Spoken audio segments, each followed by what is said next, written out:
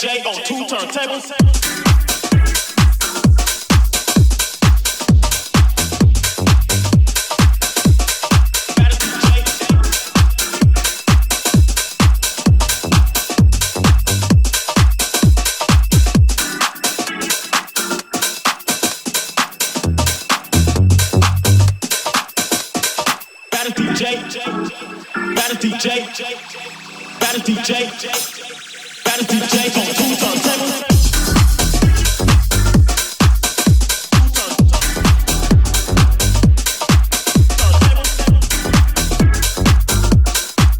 So you're locked in right now with myself, Dipz Mistry, for House Anthems on Select Radio. A very special show today. We're doing a House Anthems showcase. We're spotlighting brands across the industry. We've got South London event founder LJ Shellings, Mr. Akin himself. We'll be talking about Akin, the brand, and the community that is built, and of course some big things coming up for 2025. We are live online, selectradioapp.com, on TikTok as well. Out to Michelle locked in, out to Jenny Holloway, out to Max, out to everyone locked in right now. Keep in touch with us on the socials, Select Radio app, live on TikTok as well. Studio number 07427 000 944.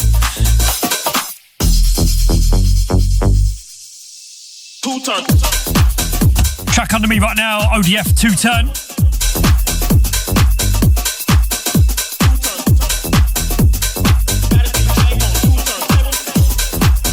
Before that, we had the sounds of Danny Ghost with his edit of Be Your Girl. Before that was RIP Productions with Pick Me Up.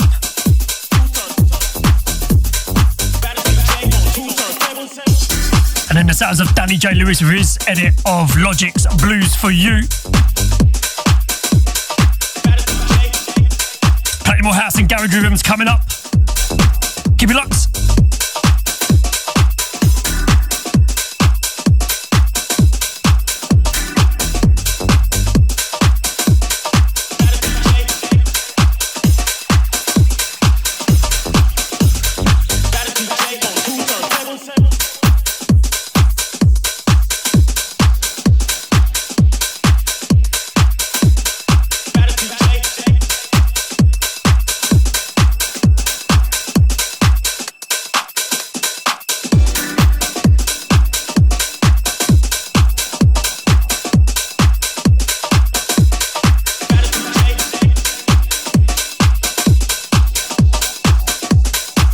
DJ on 2 turntables.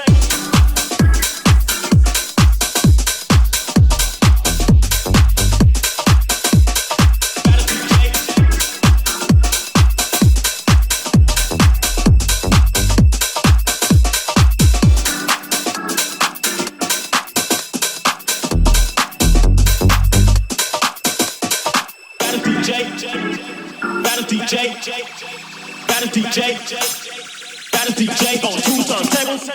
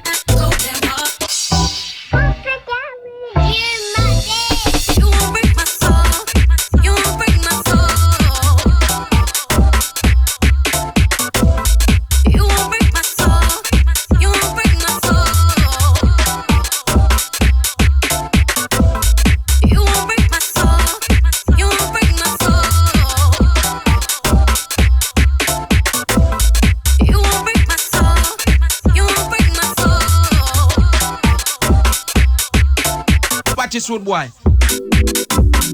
I just fell in love.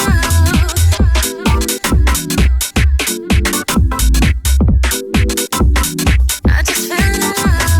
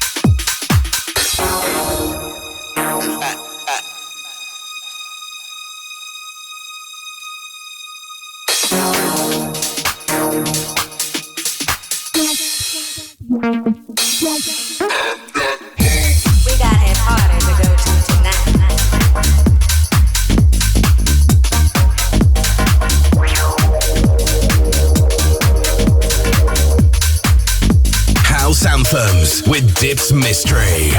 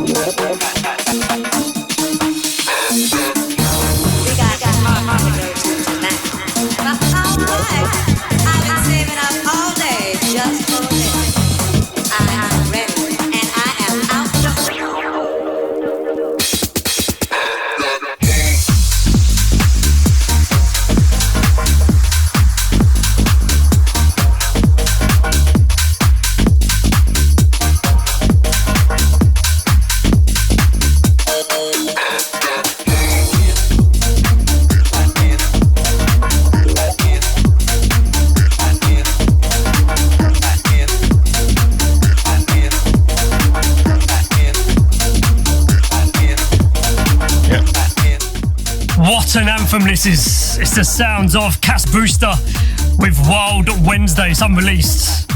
Believe me, there's plenty of unreleased bangers from Cass Brewster. I used to play a track called Space Jam on House Anthems. And what a rhythm this is. House Anthems on Select Radio with myself, Dipz Mistry. Now, today's a special show, and I'll tell you why. We're doing a House Anthems showcase. And what we do in House Anthems is spotlight not only DJs, singer-songwriters, musicians, but also brands across the industry as well.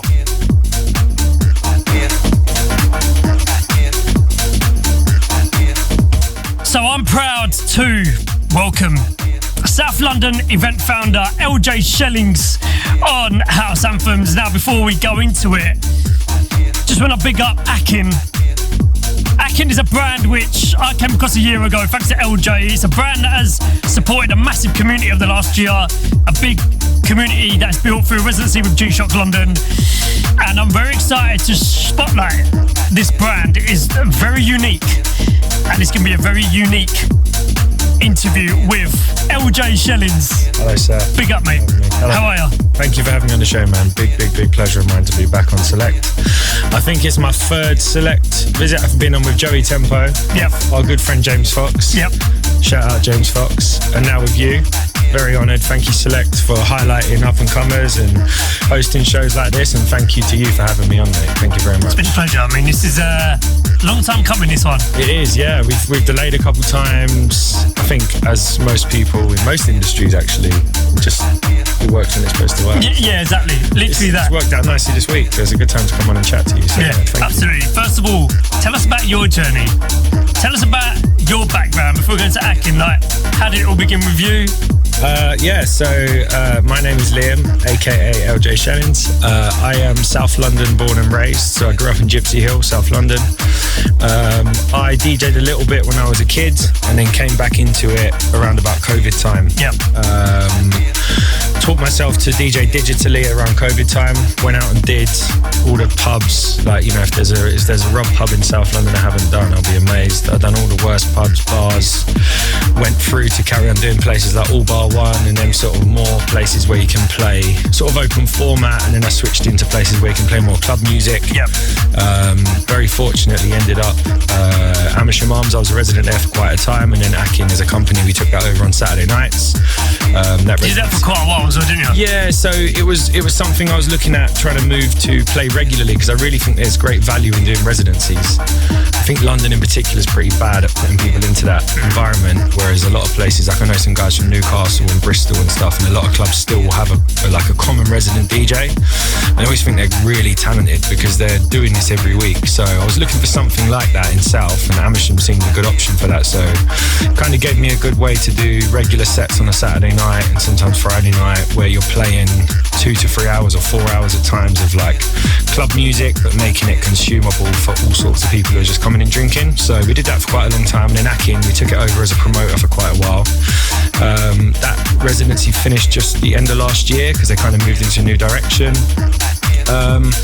I'm producing now, so I've been really focused on producing for the last year, but really solidly for like the last 6 to 9 months. I've just been in my studio every day, so that's happened, and that's kind of got us through to where we are now. So there's a quick brief summary. Yeah, and hopefully we get to hear some of your releases as well. We'll get to a point where we'll go into that in a minute. Yeah. So going to your influences, when you were younger. Yeah. Tell us about that. Paint a picture. Yeah. Young Liam. Yeah. Where was he at? Gypsy Hill, the Central Hill Estate and Redbrick Estate. So I lived in Redbrick Estate. What artists were your kind of? So I grew up on like So Solid grime rap music. Yeah, nice. A friend of mine growing up was Crept from Crept and Conan. Yep. We were really good friends growing up. Nice. So it's kind of like UK rap. I don't know what it was called at the time because it was just being established. You know, artists like Getz, and a couple of my friends who was actually talking about this today. But you had kind of Getz coming up, and So Solid appeared, and all these people from South came up. So that's kind of what I listened to. But I still enjoyed soul and dance music and some of the bits that were around then, and then heavily garage. So my brother was a garage DJ, so it's kind of an influence of like rap with house, and then my brother was doing garage on a pirate radio station called Flashback FM. Yeah. He was a vinyl DJ and used to play sort of like Sticky and Miss Dynamite and all that sort of stuff. So I've grown up on that sort of stuff, and I've kind of ended up coming back to it. I can kind of hear all that influence now when I'm making music and playing out. That's still with you. It never leaves you actually when you grow up. So that's the kind of background influences that I grew up with. What sort of events were you going to back then? So I actually had kids quite young. So for me, I had my first daughter when I was 19. So I kind of started clubbing. I started clubbing and going out like classic. I was in Tiger and every Friday, Saturday night with friends and Yates and all of them things when Croydon was a very fun place to go out. And then having a kid kind of stops all that because you've got to focus on, dealing with that and bringing up children. So that's kind of why there's a bit of a gap in my CV for them years where I kind of went back to just listening to music and working and doing all them things. And the kids are a bit older now, so I've got 2 daughters, Riley and Lana. Hello, because they'll probably be listening. Shout out you. Riley and Lana, big up. So they're a little bit older now, and it's given me freedom to come back and be more creative and kind of get this thing that was in my system for a very long time and seemed like it was going to happen, finish off what I started in a way, if you know what I mean. I want to quickly touch base on that. When you did have kids when you were young, did you ever feel that music was going? Or did you feel music was always there? I know you were saying you was listening. Yeah. Did you ever feel that? Because I know there's people in a similar situation where it's just like, they had this journey and then they had kids. Yeah. Then it's like, how do I keep the music journey going? Is there a way like, did you ever feel you were disconnected with it? No.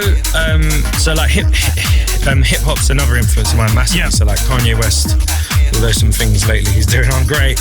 I think a lot of people around my age grew up with Kanye West and think he's like an amazing producer, and he is, and you still have that, it's just you fit it into your life. So I was always driving around at work listening to music, and at evenings and weekends listening to music and doing that. But you got kids, you got stuff to do with, you have to make that priority, and that's what I had to do. So that was the priority. It never leaves you, but I think it's why I'm kind of, I come back now and I'm fresh like someone who's in their late teens, early 20s into this, because for me it's like a second chance where my kids are slightly older. It's still a tough balance now, there's stuff happens with your kids, and my parents are getting older, so things happen and you have to try and balance life with all these things.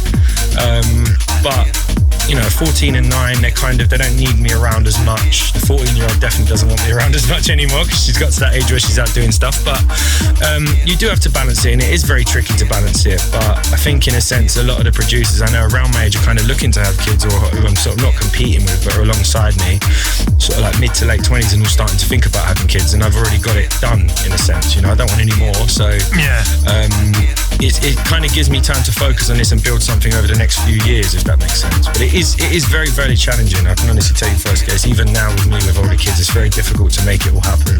I've still got a day job at the minute, so you try and balance, running an events company, making music, DJing, booking people, dealing with admin, the DMs I get, with everything. It's a lot to deal with. I'm not complaining, I don't really sound as good. It's like the best job in the world, but it is, there's no denying it's a very difficult task balancing that. Well, I'll tell you how well you've done and you're doing. I mean, you've supported the likes of LF System, Chasing Status, Girls Don't Sink, Young Sing, just to name of very few. They debuted Amsterdam, you've headlined XOYO, and you're also a finalist of the back-to-back DJ competition as well. I mean, that's a little sprinkle of LJ Shellings. They're all amazing things, and I really enjoyed all of them. One particular thing I want to highlight there is back-to-back. Yeah, how does that work? Like, what's the format of the competition? It's a battle system. I think you've had rap battles a lot in history and stuff. Yeah. And DJ battle was a concept that Kat came up with at Faded Society. Her DJ name is Faded Society and the company is Faded Society. So back-to-back DJ battle was a really amazing thing for me last year, because I'm very quick mixing and I'm very technical when I mix, and it kind of suited me perfectly. But aside from the technical side of the mixing, meeting Kat was one of the best things that's happened to me. She's amazing, and a lot of the people I met through that are now really good friends of mine. Dylan Cook, who won last year, like, the guy is unbelievable. From New Zealand originally, unbelievable DJ. I made it to the final, the semi-final of the grand final of that. And Cheddar Bread, me and Cheddar Bread went to get each other, and it was a great example of why that competition's so good, because I did a mix, and it was the level of that was semi-final was you had to bring an a cappella into a 5-minute set. Right. So I kind of made a whole new track, and then I played that track at the start and then mixed for the next 5, and Cheddar played the a cappella and dropped other instrumentals over the top. Yeah, nice. So it was a beautiful example of how no one's really wrong here, but how you can completely flip one challenge in 2 different ways. It's a really amazing competition. Jem Precious, who's a really good friend of mine, just won the previous one to me now. There's 4, I think, this year. My friend Sadiq Bello's in the next one next month, I think in 2 or 3 weeks. So really good competition, really good learning. You learn so much, you meet some really good people, so it's really good to be involved in. Is it one of the things where you've got it or you don't? Yes. Yeah. It's very difficult to get on in the final.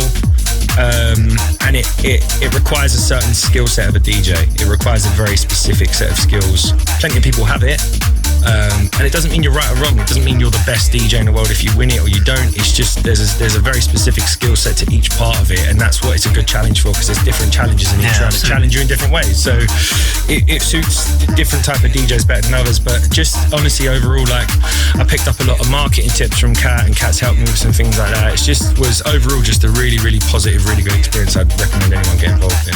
It's really good the way you kind of shaped yourself from young Liam into, creating different versions of yourself, really. Listen to different sorts of music. I'm sure you heard loads of different music when you were, bringing up your kids as well. Yeah. Then learning the skill set, being the skill set. We've been doing Baby Shark. Baby Shark. A little, I haven't dropped that anywhere yet. But yeah, no, it's just life. Like, it's like any skill set or anything you have, especially creatively. Like, the more experiences you have, the better you're going to be at that. So I've had lots of life experience, lots of fun times, lots of bad times, and it shapes you into who you are, and it gives you all these different perspectives and takes on things, and you can go in different ways. So, and now moving forward to one of your biggest experiences so far with Akin. Yes. So tell us about Akin. How did it all form? So I kind of looked at, if I'm being completely honest, I looked at Patrick Topping with Trick, and Pat's a very good DJ in his own right, amazing DJ and producer, but Trick had kind of like a unique sound for itself, and it brought in music of that. And I kind of looked at, I'm very big on South London. I really love where I grew up, and I think it lacks a music scene in some capacities. It's a really, I really love growing amongst loads of different cultures. It's a massive, Asian cultures, Jamaican cultures, African cultures. It's a massive clash of people. So it's got a lovely blend of different types of communities and cultures and venues. But I find some of the venues aren't really sure how to do it, so it kind of gets bonded together by drinking. And one thing for me with Akin was I wanted to kind of showcase the sound I grew up in, which reflects that culture and all the mishmash of everything we had growing up, which I'm very grateful for, and kind of put it into a sound. And also, there's a lot of poverty and things like that in South London, and there's a lot of really talented people who aren't sure of the way, they haven't got the education to market themselves correctly, and they haven't got the access to equipment to produce or DJ, so they kind of get left behind. So we're at stage 1 with Akin now, where it's like, I'm trying to put people on and I'm trying to give people sets and opportunities, and I'm trying to make it all based in South. In the future, I'd very much like to help people from that community who can't afford to do these things with like lessons on DJing, or how do we get them equipment? How do we, and this is why, so we've got Toller Thursdays now in Peckham, Toller in Peckham on Thursdays.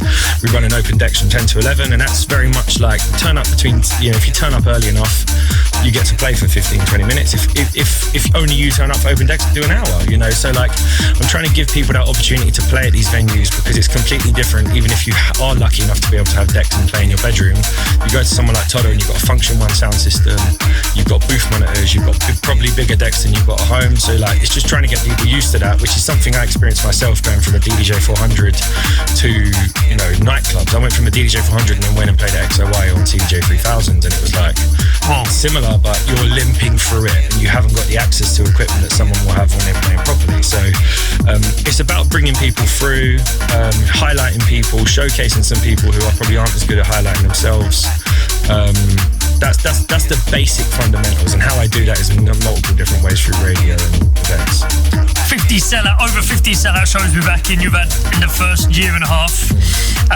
You've had a radio takeover partnership with G-Shock London, and someone I want to mention as well, your fellow Akin resident, JB. Yeah. So tell us about JB. So firstly, I remain and will always remain very, very grateful to Nav from G-Shock. So Nav actually lives about 5 minutes from me. We got connected via mutual friends. It was quite a difficult process to get on G-Shock. I had to have a lot of phone calls with him and explain what we do. I had to do a trial show and explain, and he really understood that I was trying to do something positive, because Nav's a very good community builder. I'm trying to be like Nav. I say it all the time. Nav's a big inspiration for me as a man. So G-Shock was one of our biggest things we've ever done. We now do a monthly show there, and again, it's all about highlighting different people. So we've had you on. You smashed it. You've been on twice or once? Twice. Yeah, you've been on twice. Big up. So it's highlighting these people and giving them opportunity to come and play somewhere like G-Shock where we can highlight them. And JB, but aside from him being a DJ, he's a South London boy who is one of the nicest people I've met, and he's proved that to me time and time again. You know, when you're with someone out and they just constantly make very good decisions and they're very good to people and they're nice, and I can give you 50 examples, but I won't embarrass him. But Jay's an incredibly talented DJ. He's relatively new to DJ, and he's now producing and he's sending me tracks which sound amazing. I believe in him fully. And above all, as I say, he's a South London boy. He's a very, very nice guy. So we're doing all we can to help Jay. So we signed Jay as a resident. Jay saw me play at the Amersham once and said to me he wanted to be a DJ, and then a couple of months later started sending me mixes. We connected, and now he plays for us regularly. One of the best decisions I've made. I've got big love for him. He's a lovely, lovely, lovely guy. So he's in with us. We're looking to add to that residency roster. I want to get a girl in, if I'm honest. But I don't really advertise that because I think things just come at you when they're supposed to. So Jay's doing great. I want to add someone else to that. Another upcoming South London girl. I'm not sure who. It will come when it comes. But yeah, you're going about it the right way. You know, building a community with purpose, with intent as well. But you're also adding to the love of what you do, but also to the people you're bringing in. That's it. As well, and you're spotlighting. Yeah, that's it. Other people I know you spotlighted. The guy under us right now, Cass Brewster. I mean, thank you for telling me about him, because his records are amazing. Cass underneath Wild Wednesday. So Cass is someone I met via JB actually. Right, okay. He lives Old Kent Road, so he's very near Amersham. He's another South London boy. And honestly, I met him and he sent me some tracks and I was blown away. I think like you. I think I had you, Mira, and someone else on G-Shock. Might have been Pete. My mate Pete from Brighton. And I brought, Cass was in that day as well. And I brought Cass in and I was like, you've got to hear these guys' tunes, man. And everyone I've sent Cass's tunes to are just like, how is this guy not massive? Because the guy's just got, the output is insane. He sent me, I texted him at like 12 o'clock today. I was like, yo, I'm on Select. I'm going to drop this on. What do you fancy? He sent me 3 tracks. And if I know Cass well enough, he probably made them this morning while he was having his breakfast. He's just crazy. Weetabix tunes. Weetabix and not a 10 out of 10 tune out. That seems to be what Cass's morning consists of. So, what can we expect from your Akin showcase set today? So you're providing the sounds of Akin? Yes. Yeah. What can we expect? In a similar sense, it's obviously Akin's headed up by me, but it's controlled by a few people in terms of we speak to Jay about how we want to do things. There's a new girl we just brought in, Abby, who helps us with social media. Shout out to her because she's really helped. So it's kind of driven by me, but on top of that, what I've got my usual where I don't really plan a playlist. So I've got my normal USB that I play everywhere. Yep. But the playlist I've made for today is all up and coming producers who I've met, who